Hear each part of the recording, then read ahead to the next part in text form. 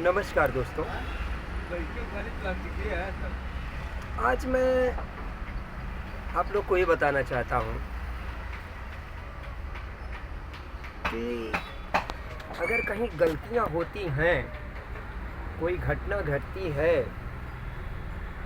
तो ऐसा नहीं है कि सरकार जिम्मेदार नहीं रहती है। कहीं ना कहीं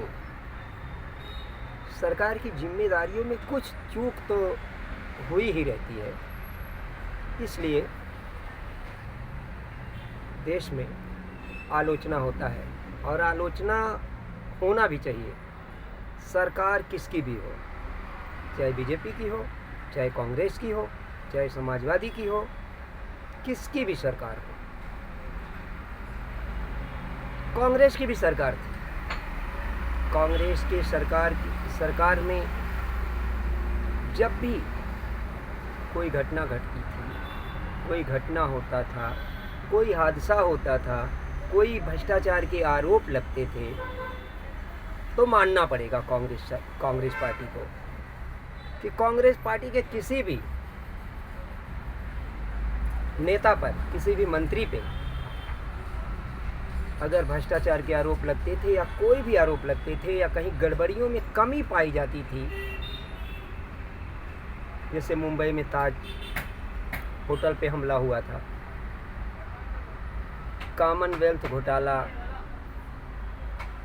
2GB, ऐसा कई है जिसमें आलोचना होने के बाद में कांग्रेस पार्टी ने अपने मुख्यमंत्री, केंद्रीय मंत्री तक के राजीनामा ले लिया था। लेकिन किसी आलोचना करने वालों पर कार्रवाई नहीं किया गया। आलोचना करने वालों को प्रताड़ित नहीं किया जाता था। इस बात के लिए तो कांग्रेस पार्टी को मानना पड़ेगा। लेकिन मौजूदा सरकार में आलोचना करने वालों को जिस प्रकार दबाया जाता है, उन्हें प्रताड़ित किया जाता है, ये गलत है। आलोचना लोकतंत्र की आत्मा है और आलोचना करने वालों को प्रताड़ित करना, ये लोकतंत्र को प्रताड़ित करना है। ऐसे में सरकारों को कहीं ना कहीं जो आलोचना हो रही है, क्यों हो रही है, उस पर ध्यान देके कहाँ गलतियाँ हुई हैं, उस गलतियों में सुधार करना चाहिए, ना कि आलोचना करने वालों को,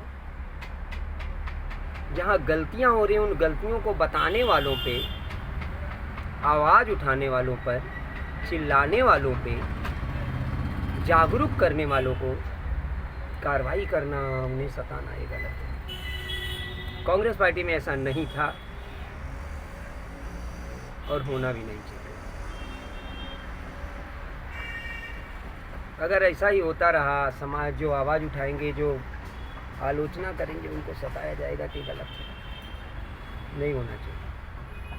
हर आदमी को संविधान के दायरे में रह के आवाज़ उठाने का अधिकार है